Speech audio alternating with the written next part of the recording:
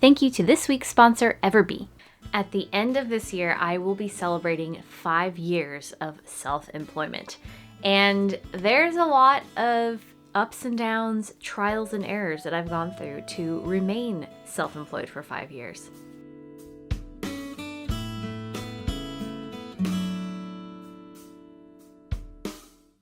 If you guys are new here, I'm Ashley. I am the artist and owner behind Lace Spirit Designs, which is kind of a parent company for a couple of my other endeavors, which I will talk about momentarily. I was one of the fortunate ones that was able to use the pandemic to my advantage and really get into posting on TikTok and Instagram and here on YouTube, where I was documenting most of my 2020 journey, and then in 2021 when I decided to go full-time with my small business. So you can really go back and watch everything from the start.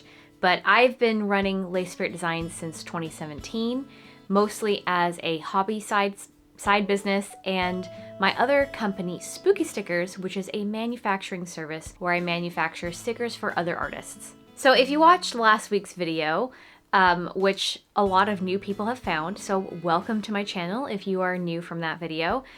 In the spirit of that video, I wanted to do a more positive spin on what was going wrong with my business. So this week I wanted to talk about the things that are going right with my small business. Forgive me if I'm looking a little tired. It's been really cold here in October. This is unusual for our area, and I just feel totally drained by it, among other things going on. But just like last week, I wrote down all of the things I wanted to discuss. I decided to do it off camera this time just because it made more sense to me. And instead of doing 10 things, I only did 5 because they're kind of general and broad. And I feel like a lot of people can relate to this when I say that it's almost easier to fixate on the negativity than it is on the positive. So I wasn't able to come up with like 10 actual things. Like most of them except for the first one are really general, and I'll just have to talk a little bit more about them as I touch on them. But I thought this video would be interesting for anybody who is trying to be self-employed or maybe wants to see how somebody else has been able to make it work for so long. So while I discuss the things that have worked for me, I'll also discuss tips that I would recommend to people who may be starting out, and especially like in the current climate of things, how iffy it is to be self-employed in the world right now. Point number 1, I diversified my business. And I think this has really been my saving grace because I've seen so many small businesses closing over the last couple of years, and it's just devastating because it makes you feel like, okay, when is it my turn? I made 3 points under this. The first being that I have opened up multiple revenue streams for myself. And I've spoken about this in the past, but I've never really gone into specifics, and I might briefly mention them here, but I would love to do a whole video just on revenue streams for like artists and art/creative people. So if you're interested in hearing those points that I have, please let me know in the comments down below if that's a future video you would love to see. My revenue streams are, biggest one being conventions, selling an artist alley. And that is something that has become extremely competitive since I started in 2017. So it's not necessarily something that people can rely on time and time again, especially as more conventions move to lottery and juried shows. But that's a whole other can of worms to dive into. I also have 2 online stores. I do my own website at lacespiritdesigns.com, which is about to go into a huge renovation. And I also have an Etsy. So I count Etsy more as a passive income stream because I don't promote it as heavily as I do Lace Spirit Designs, and people are more likely to stumble upon my listings and buy from me there. Even though it's paused, I have also done Patreon, and I'm also on YouTube. Here, obviously, you're watching me here. I am monetized on YouTube, so I'm receiving not only ad revenue, but I'm also fortunate enough to work with sponsorships almost every video now. It's really, knock on wood, I have been extremely fortunate to have sponsorship opportunities coming in because that really helps pay the bills. And of course, spooky stickers. My manufacturing service has really grown in the last couple of years since I opened my own website, which is spookystickers.site, and working with other friends and other artists and just kind of word of mouth advertising on social media to grow my clientele. That is something that honestly keeps me busy every single week. A couple of tips I would have here, if you're looking to diversify your income and doing things that you're already doing, is look into monetizing your social media. I know Instagram had a bonus program that they were doing like a year or so ago, and then they stopped, and I think they may have brought it back. Honestly, I haven't looked into it since they got rid of it, so I'm not entirely sure. And I don't remember why, but I'm not part of the creator program on TikTok, so I'm only relying on YouTube.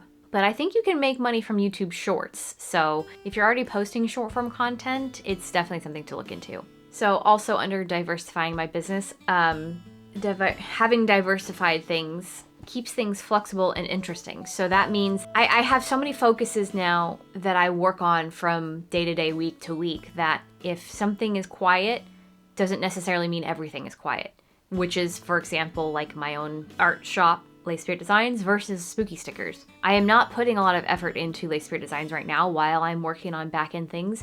So spooky stickers has been keeping me really busy, and YouTube has been keeping me really busy. But there's definitely been times where spooky stickers has been very quiet, and I'm dealing with lots and lots of shop orders. Or if everything's a little bit quiet and I'm prepping for a convention and then there's a big convention to do. Or maybe nothing's quiet and then I'm going insane, but I'm really pleased because it's nice to be like that busy sometimes, not all the time. I also put under here that it allows for varied creative output / experimentation. And I think when I wrote that, I was leaning towards like having the ability to edit my own YouTube videos or my own short form content or create my own Instagram posts, which sometimes feels like a chore. But if I'm not like actively drawing or painting or like making art, these are still like creative endeavors that I'm able to like make creativity feel like it's still being a part of my life. I don't know what I'm trying to say. But I think you get the gist of what I'm on. So definitely look into diversifying your own income streams if you are only relying on like online shops or something, or maybe you've put all of your eggs in one basket with YouTube or with the creator program on TikTok. Definitely look into other ways that you could be making money with your business. I should have made a little cup of coffee for this because I am so sleepy. I feel like I'm trying to pull all of the energy out of myself right now, but just bear with me. So number 2, I have created a community built around transparency and trust. And this is something that I've been working on very hard since day one. I've never wanted to come across as somebody who gatekeeps or somebody who is only showing the bright side of things, etc. Like, it's been really important to me to show like the actual true process that I have experienced running my own business and working for myself. And obviously, if you guys are here watching me and learning from me in any capacity or just being entertained by me because I like to yap a lot, then that means that it's working. And I know that there's usually a lot of hardships to be had with being your own boss, unless you get really lucky right out the gate. So I'm really fortunate to have you guys here with me going through, like, it makes you feel like I'm not alone. Even though last week I was talking about existing in a vacuum, obviously talking to the camera still means that I'm just kind of in my own little bubble. But having you guys respond to me, like, there were so many comments on the last video, and I don't know how this one will do in comparison, but I was so grateful that the words that I say and the truth that I speak resonates with you guys. So obviously you guys are getting something from my transparency, and I will continue to do that as long as I'm putting out content in any form. Okay, I couldn't do it. I made myself another cup of coffee, even though it is 4 o'clock. We'll see if I sleep tonight. I may be making a huge mistake, but just having a warm drink in my hand is already making me a little more energetic. So let's move on to number 3. And that is that I have been true to my own authentic voice and self. And that goes hand in hand with having built a community around transparency and trust. Like, I'm just being me. What you see is what you get. This is how I am. I'm not putting on a persona.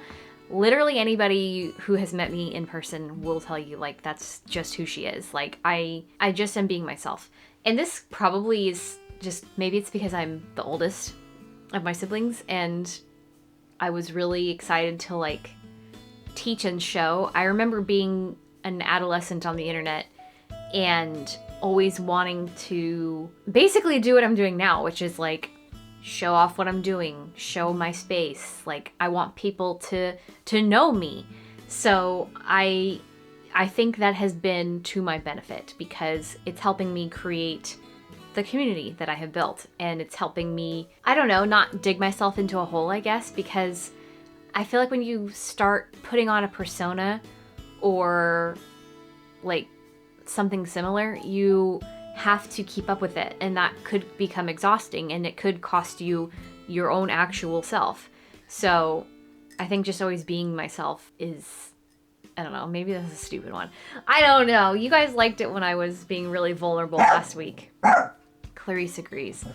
Yeah, and I guess the way, if you're not putting out vlogs or anything of that sort, and you still want to like be able to show people who you are, maybe even like, I know there's other faceless channels or faceless social media accounts out there, you just want your art to be your face, maybe make comics based on your experiences or inspired by your experiences if you don't want to like give too much information away.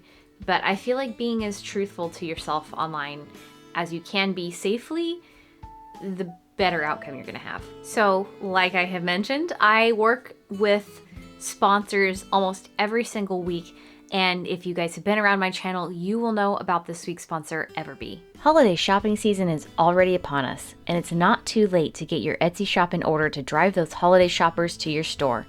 With the Everbee Growth or Business Plan, you can take advantage of the Daily Trends table to research last-minute Christmas gift ideas in your niche and use your findings to give your listings or new ideas the boost they need to get seen by shoppers. I've been working with Everbee for over a year now, and I can absolutely say that their products are worth the investment, especially as we enter Q4, because the shopping season, we're already in Q4, what am I even saying? The shopping season has begun, whether people feel it or not. And it's better to be prepared now than to wait and wish that you were. So if you're interested in joining the Growth or Business Plans, check the link down below in the description. It is an affiliate link, so you don't have to use it, but you will be helping me and the channel if you do. So thank you so much once again to Everbee for sponsoring today's video, and let's get back to what is working with my business. This coffee's really good. So moving on to point number 4. I have been really good about taking opportunities to learn at any given moment. I think most recently you can look back in the late spring, early summer when I was attempting to do a 75 medium challenge. I finally sat down and was trying to learn animation, which is something that I have always wanted to properly learn. And even though I didn't finish the courses that I was taking, which I still intend to, I learned a lot really quickly. But even outside of that, I'm always on the hunt for a new, better way to do stuff. So somebody who tells me like, oh, I do XYZ when I cut my stickers, I'm like, hey, wait, that's a really good idea. Some of the techniques that I have learned for sticker making, I have learned through friends or mutuals online. Just keep every opportunity open as a possible learning opportunity. That includes conventions and just speaking and networking with other artists and creatives, whether they're friends or just your peers in the community. Social media. Sometimes I'm not on social media scrolling because I'm bored. Sometimes I'm on looking to see what other people are doing. Sometimes I need that little boost of inspiration, or just to be like, oh, that's a good thing that I can implement here or there. Everything is free to learn from, basically, unless you are like signing up for courses or something, which still, like, I fully believe in the idea of bettering your knowledge whenever you're given the chance. Higher education, for the most part, is worth it, even though student loans are currently troubling me. But definitely always try to, for example, watch videos like this to see what other people are doing and how you could learn from them to implement it for yourself. So number 5 from my list is having a support system / network of like-minded friends and peers. I know not everybody has the opportunity to be surrounded by supportive people, and I am very fortunate to have always had people supporting my artistic endeavors and wanting to work for myself. I've never really had people say that it wasn't a good idea, and I know that not everybody gets to have that. However, in the world of the internet, it's very easy to find communities of these types of people who you can befriend and rely on for the type of support that one needs to be when they're self-employed. Because not every day is a walk in the park. In fact, most days are not a walk in the park. It's something that takes a lot of discipline, and that is something that if you don't have routines and goals in mind to keep you moving forward, like, it's really easy to stray. And if you go back and watch last week's video, I talk about how badly I've strayed from the goals that I've set for myself and the things that I've let get in the way of what I could have right now if I worked a little bit harder. Definitely do your best to find those people, and you can even reach out to the people who are in the comment section of my videos, because those people are already here usually for the same reason you are, and having a conversation amongst yourselves is a great way to spark those networking opportunities. There are also tons of Discords and other groups. I know most people aren't anymore, but I'm still on Tumblr, and there's lots of, like, I think they have a specific group and community function now that you can find groups and communities of people in the same interest or whatever as you are, which can go beyond being a small business owner. But I'm sure that there are, like, self-employed / small business groups on there. I haven't actually looked. Maybe I'll have to peek. So definitely do your homework. Try to find those people if you don't already have them. If you do already have them, number 1, tell them how much you appreciate them. And number 2, just know that having them in your life is already a great step. And number 6, bonus. I literally just wrote down determination, because if you are not determined to make it as a self-employed person, you won't. You have to have the gumption and the drive to do this every single day, hopefully for the rest of your life. I'm talking to myself because I'm personally too frail to return to the workforce, so this is the only option I have. I know a lot of other people who are in this situation who are self-employed because of disabilities or other reasons that have kept them out of the traditional workforce. Whatever your reasoning is, you just have to be determined to make it work. You have to find the thing that lights your fire and keep it hot. Sometimes that thing is spite. Sometimes it's bills. Sometimes it's just basic human necessities. But whatever it is, just make sure you keep going. I know for sure, I think I mentioned this in the last week's vlog. Again, you just have to go back and watch it if you haven't. But if it weren't for the looming threat of bills, I definitely would have probably quit social media, which would have been a negative snowball of pulling away my presence from the internet, and then people would stop seeking me out, which would then mean they'd stop seeking out my art and my products and etc., etc. So sometimes having those things there, sometimes bills are a good thing because it makes you want to keep doing the thing that you're doing. And again, my biggest tip is going to be watching last week's video, because that's where I did an entire audit of everything that was not working for me and my small business, totally on a whim. And it was really refreshing because it gave me a lot of perspective on things that I need to work on for the future, which ties back into number 4, which was taking every opportunity to learn to better myself and my business. So, man, this is just another one of those vlogs that didn't really turn out the way I anticipated it would.